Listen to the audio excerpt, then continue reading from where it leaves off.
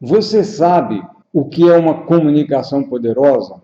É uma comunicação que, quando o comunicador acaba de transmitir uma ideia, seja para um público presencial, para um vídeo ou uma live, as pessoas, elas refletem, e assim, muito rápido, e é como se elas dissessem assim, é isso mesmo. É algo rápido que acontece. E as pessoas, elas só têm esse tipo de... É uma reflexão ou um pensamento, mas é carregado com uma emoção de descoberta. É isso mesmo. O que a pessoa sente, a emoção é uma ideia nova para ela, é algo novo. Só que ela sente a descoberta, como se ela estivesse descobrindo. Então, a comunicação é poderosa quando o conteúdo que o comunicador transmite, a ideia que ele transmite, se torna uma ideia da pessoa, como se fosse ela que tivesse descoberto. É como se plantasse uma semente que brota imediatamente. Brota, é ela, o comunicador transmitiu e a ideia passou a ser dela. Não legalmente, mas passou a ser uma ideia dela. Ela está convencida da ideia? Nem precisa usar essa palavra. A ideia é dela. E isso acontece em determinadas condições que o comunicador precisa ter desenvolvido. Um bom exemplo de uma ideia que não foi o comunicador, ele não estava se comunicando, foi o grego Arquimedes, quando ele descobriu uma lei da física, o empuxo. E é um bom exemplo do que é essa emoção da descoberta, a emoção de ter uma sacada. É algo que contém entusiasmo. Então, o Arquimedes, né, grego, ele estava jogando alguns objetos na água, ele estava querendo descobrir alguma coisa, e de repente ele falou: Eureka! Eureka significa descobrir. A palavra grega eureka significa descobrir. Mas ele falou eureka carregado com a emoção de eureka. Ele falou eureka carregado com a emoção descobrir, da descoberta. Essa integração entre o conteúdo que ele descobriu e o sentimento, a emoção da descoberta, ela é natural no ser humano. Mas a maior parte das pessoas perdeu isso. E isso é a essência da comunicação. E isso é o que faz com que uma comunicação seja poderosa. Mas eu vou especificar mais o que faz uma comunicação ser poderosa.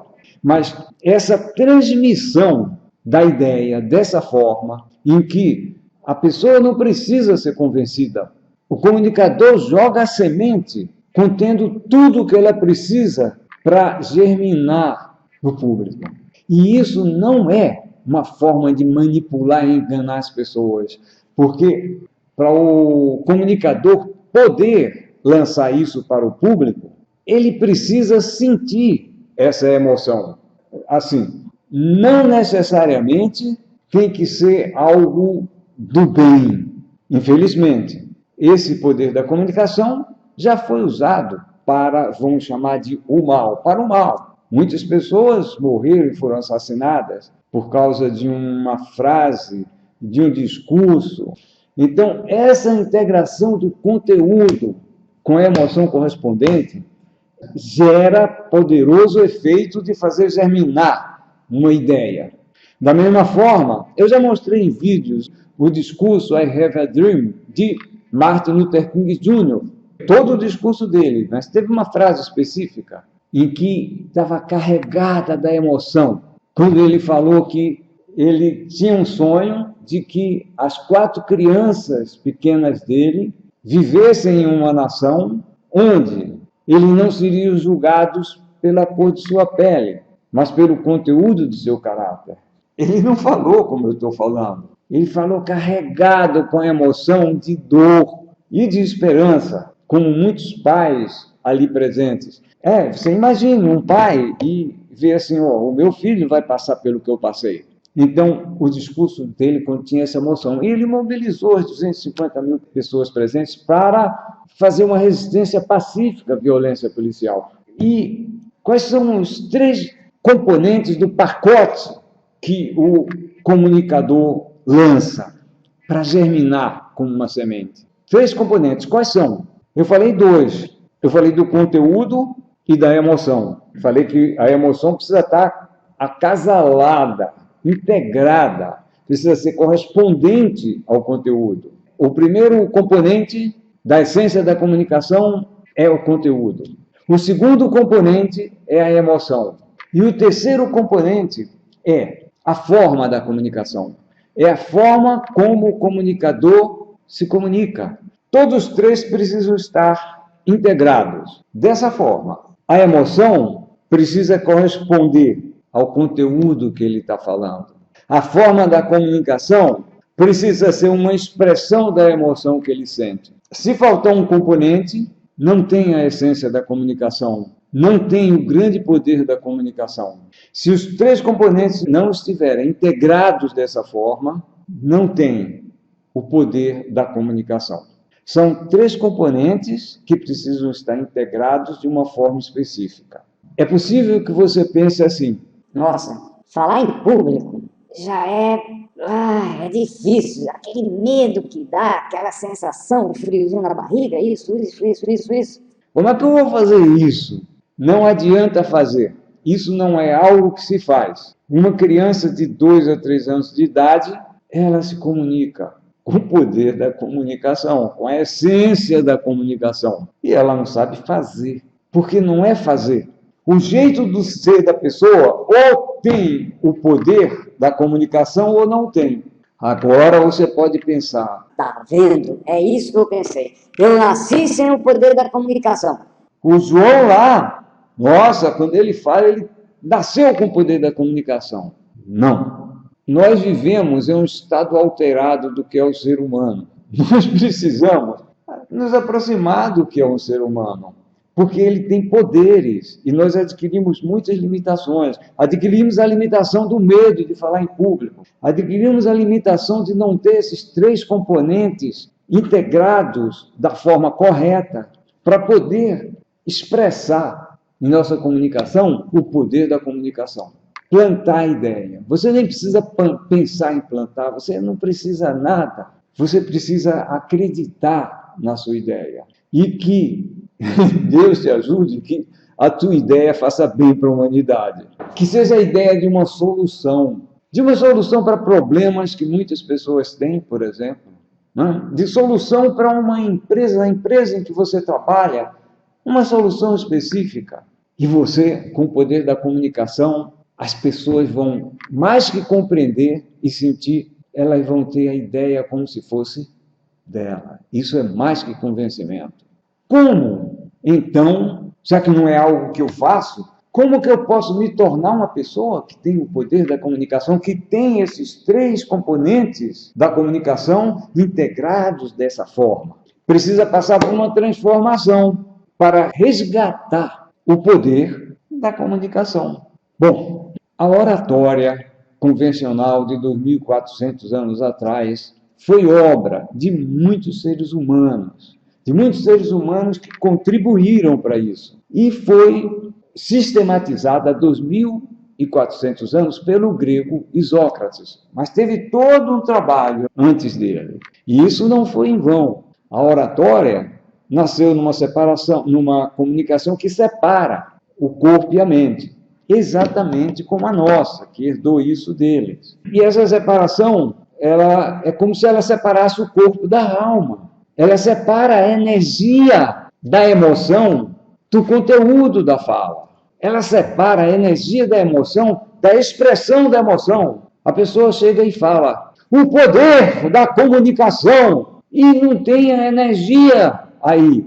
Houve um político da década de 90 que ele separava mais ainda. Ele fez algum curso de oratória e ele não falava assim: meu povo, e o gestual no povo, meu povo, aí está integrado. Fala, meu povo, uma pequena defasagem. Isso acaba. Isso acaba com a comunicação. Mas esse é um exemplo raro. Para acabar com a comunicação não precisa chegar a tanto. Então, a oratória, ela é uma grande contribuição para a humanidade. No entanto, ela nasceu com essa separação. Não existe um recurso da oratória para atuar na emoção do aluno. Os cursos de comunicação em público convencionais, atuais, também não tem um recurso, porque se baseiam na oratória. Então, não são dois componentes, o conteúdo e a forma. A oratória trabalha no conteúdo, e trabalha muito bem com a didática da fala, e trabalha na forma, e trabalha muito bem com a califasia, né, que é a oscilação do volume da voz em função da ênfase que você quer dar valor a uma palavra, o gestual. Agora, para ter poder, isso precisa estar integrado. O gestual, a emoção é que determina o meu gestual. A emoção é que determina a minha voz. A emoção é o que determina a expressão do meu rosto e meus olhos. E essa emoção, ela nasce do conteúdo. Isso falta na oratória. Ela foi uma enorme contribuição. Mas está na hora, foram 2.400 anos. Está na hora, chegou o momento. Chegou o momento de fazer um upgrade na oratória. Bom, e como se ajuda os alunos a fazer isso? Eu ajudo com o método, que é o método dos 3 segundos. Eu aplico esse método, que eu criei ao longo dos anos, não foi de muitos anos, e, em resumo, são 4 passos. Mas o primeiro passo é um passo que é grande, mas é feito durante o próprio treinamento de 19 horas, e já fiz em menos horas, que é a solução do medo de falar em público. Quando a gente tem uma visão que integra mente e corpo, a gente acha essa solução, e eu achei. Como solucionar o medo de falar em público para que o aluno não sinta mais medo para falar em público, não sinta mais medo, não é enfrentar o medo, não é disfarçar o medo, não. Falar em público, falar para uma plateia, pessoas presentes, vídeo, live, o que for, e a pessoa falar, não sentir medo. A energia está passando, você não está sentindo medo. A sua mão está quente, você não está suando nas mãos, você está vendo tudo para onde você olha. Você está em estado de segurança. Então, o primeiro passo é um passo que não é de gigante, é um passo de algumas horas, que chama a solução do medo de falar em público. Por quê? Porque se a pessoa tem medo de falar em público, quando ela vai falar em público, ela está falando um conteúdo e está sentindo o quê? Medo. Pronto, é por isso. O segundo, precisa integrar emoção e expressão da emoção. Então, aprende-se na oratória o gestual, e é a partir dos ombros, porque a nossa população, a nossa humanidade, ela fala partindo do ombro. Teve um índio aí, que há um tempo atrás, não sei se chamava Juruna, que ele era deputado. E quando ele falava, eu gostava de ver, porque o peito originava o movimento, né? Então, ele teve uma educação fora da nossa civilização, nossa. O gestual precisa partir do peito, para que a nossa expressão parta da nossa emoção. Então, o segundo passo é a integração do movimento de braço com o peito, partindo do peito, e então aprender a fazer o gestual dessa forma, integrado. Da mesma forma, aprender a usar a voz. Tem uma música que fala isso. Usar a voz obedecendo à emoção. Esse é o segundo.